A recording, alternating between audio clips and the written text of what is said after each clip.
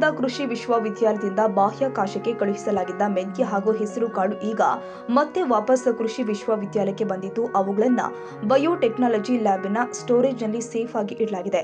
ಈ ಕಾಳುಗಳನ್ನು ಕಳೆದ ಜೂನ್ 25ರಂದು ಗಗನಯಾನಿ ಶುಭಾಂಶು ಶುಕ್ಲಾ ಅವರ ಜೊತೆಯಲ್ಲಿ ಬಾಹ್ಯಾಕಾಶಕ್ಕೆ ಕಳುಹಿಸಲಾಗಿದ್ದು ಒಟ್ಟು 6 ಪ್ಯಾಕ್ ಮೆಂತ್ಯ ಹಾಗೂ 6 ಪ್ಯಾಕ್ ಹೆಸರು ಕಾಳುಗಳನ್ನು ಬಾಹ್ಯಾಕಾಶಕ್ಕೆ ತೆಗೆದುಕೊಂಡು ಹೋಗಿದ್ದ ಶುಭಾಂಶು ಶುಕ್ಲಾ ಅಲ್ಲೇ ಅವುಗಳಿಗೆ ಇಂಜೆಕ್ಷನ್ ಮೂಲಕ ನೀರು ಎರೆದು ಮೊಳಕೆ ಒಡೆಸಿ ಸಂರಕ್ಷಣೆ ಮಾಡಿದ್ರು. ಅಲ್ಲಿ ಕೂಡ ಈ 2 ಕಾಳುಗಳನ್ನು 80 ಡಿಗ್ರಿ ಸೆಲ್ಸಿಯಸ್ನಲ್ಲಿ ಇಟ್ಟು ಸಂರಕ್ಷಣೆ ಮಾಡಲಾಗಿತ್ತು. ನಂತರ ಈ ಕಾಳುಗಳನ್ನು ಬಾಹ್ಯಾಕಾಶದಿಂದ ಭೂಮಿಗೆ ವಾಪಸ್ ಜುಲೈ 15ರಂದು ತಂದಿದ್ದ ಶುಭಾಂಶು ಶುಕ್ಲಾ ಈಗ ಅವುಗಳನ್ನು ಧಾರವಾಡ ಕೃಷಿ ವಿಶ್ವವಿದ್ಯಾಲಯಕ್ಕೆ ಕಳುಹಿಸಿದ್ದಾರೆ.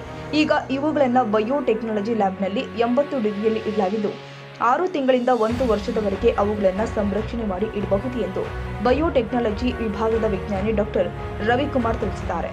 ಇವುಗಳ ಮೇಲೆ ಈಗ ಸಂಶೋಧನೆ ಮಾಡಲಿರುವ ವಿಜ್ಞಾನಿ ರವಿಕುಮಾರ್ ಈ 2 ಕಾಳುಗಳನ್ನು ಬಾಹ್ಯಾಕಾಶಕ್ಕೆ ಹೋಗುವ ಗಗನಯಾನಿಗಳು ಅಲ್ಲೇ ತಿನ್ನಬಹುದಾ ಎಂಬುದರ ಕುರಿತು ಸಂಶೋಧನೆ ಮಾಡಲಿದ್ದಾರೆ. ಅಲ್ಲದೆ ಬಾಹ್ಯಾಕಾಶಕ್ಕೆ ಹೋಗಿ ಬಂದ ಈ ಕಾಳುಗಳಲ್ಲಿ ಏನಾದರೂ ಬದಲಾವಣೆ ಆಗಿದೆಯಾ ಎಂಬುದರ ಕುರಿತಾಗಿಯೂ ಕೂಡ ವಿಜ್ಞಾನಿಗಳು ಪರೀಕ್ಷೆ ಮಾಡಲಿದ್ದಾರೆ. ಬಾಹ್ಯಾಕಾಶದಿಂದ ತಂದ ಮೊಳಕೆ ಒಡೆದ ಕಾಳುಗಳು ಹಾಗೂ ಕೃಷಿ ವೇವಿಯಲ್ಲಿ ಮೊಳಕೆ ಒಡೆಸಿದ ಕಾಳುಗಳನ್ನು ಹೋಲಿಕೆ ಮಾಡಲಾಗ್ತಾ ಇದೆ. ಮುಂದೆ ಬಾಹ್ಯಾಕಾಶಕ್ಕೆ ಹೋಗುವ ಗಗನಯಾನಿಗಳು ಅಲ್ಲೇ ಮೊಳಕೆ ಒಡೆಸಿದ ನಂತರ ಅವುಗಳನ್ನು ಸೇವಿಸಬಹುದಾ ಎಂಬುದರ ಕುರಿತಾಗಿ ಕೂಡ ಹೋಲಿಕೆ ಮಾಡಿ ಸಂಶೋಧನೆ ಮಾಡಲಾಗ್ತಾ ಇದೆ. ಗಗನಯಾನಿಗಳ ಆರೋಗ್ಯ ದೃಷ್ಟಿಯಿಂದಾಗಿ ಇವುಗಳ ಪ್ರಯೋಗ ನಡೆದಿದ್ದು ಇವು ಗಗನಯಾನಿಗಳಿಗೆ ಎಷ್ಟು ಉಪಯೋಗ ಎಂಬುದನ್ನು ನೋಡುವ ಉದ್ದೇಶ ಕೂಡ ಈ ಸಂಶೋಧನೆಯದ್ದಾಗಿದೆ.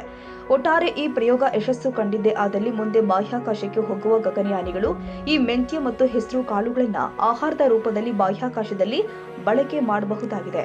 ಹಾಗೆ ಜೂನ್ 25ನೇ ತಾರೀಕು ನಾವು 2 ಥರದ ಕಾಳುಗಳನ್ನು ಬಾಹ್ಯಾಕಾಶಕ್ಕೆ ಕಳಿಸಿದ್ದೀವಿ. ಒಂದು ಹೆಸರು ಮತ್ತು ಇನ್ನೊಂದು ಮೆಂತೆ.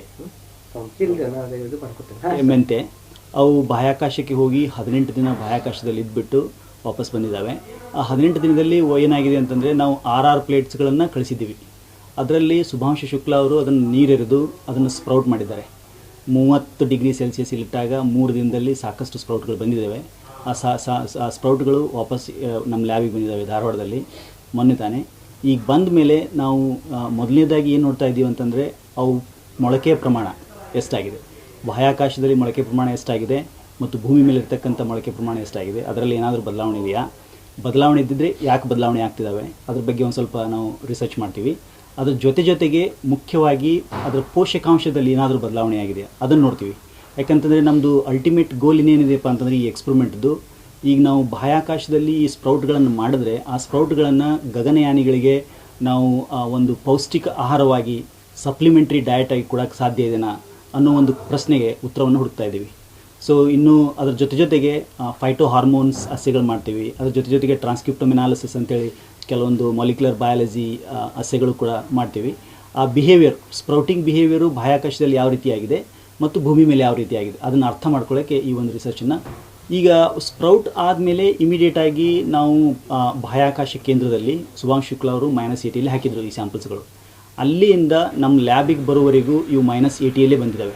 ಡ್ರೈ ಐಸಲ್ಲಿ ಜನರಲಿ ತೊಗೊಂಬರ್ತೀವಿ. ಡ್ರೈ ಐಸು -79 ಡಿಗ್ರಿ ಸೆಲ್ಸಿಯಸ್ ಇರುತ್ತೆ.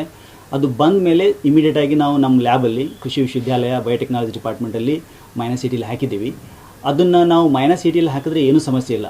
ಮಿನಿಮಮ್ ಒಂದು 6 ತಿಂಗಳಿಂದ 1 ವರ್ಷದವರೆಗೂ ಯಾವುದೇ ಬದಲಾವಣೆಗಳನ್ನಾಗಲ್ಲ. ಹಾಗಾಗಿ ನಾವು ಈಸಿಯಾಗಿ ಸಾಕಷ್ಟು ಟೈಮ್ ತೊಗೊಂಡು ಈ ಥರದ್ದು ರಿಸರ್ಚ್ ಮಾಡ್ಬೋದು -80ಲಿಟ್ಟರೆ. ನಮ್ಮ ಸಹ ವಿಜ್ಞಾನಿ ಡಾಕ್ಟರ್ ರವಿಕುಮಾರ್ ಅವರ ಈ ಒಂದು ಪ್ರಯೋಗ ಬಾಹ್ಯಾಕಾಶದ ಪ್ರಯೋಗಗಳಲ್ಲೇ ಒಂದು ಮೈಲಿಗಲ್ಲು ಅಂತ ಹೇಳಿ ನಾನು ಎಣಿಸ್ಕೊಳ್ತೀನಿ.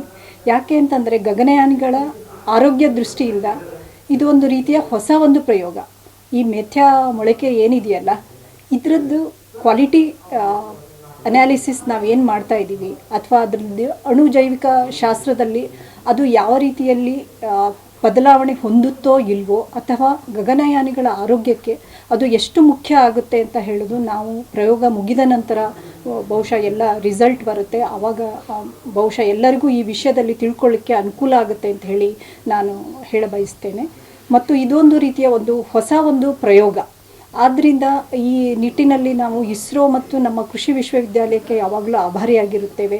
ನಮ್ಮ ಈ ಪ್ರತಿಯೊಂದು ಎಕ್ಸ್ಪೆರಿಮೆಂಟಿನ ಹಿಂದೆ ಬೆನ್ನೆಲುಬಾಗಿ ನಿಂತು ಮತ್ತು ವೀಕ್ಷಕರಿಗೂ ಕೂಡ ನಾನು ಬಹಳ ಅಭಿಮಾನದಿಂದ ನಾನು ಧನ್ಯವಾದ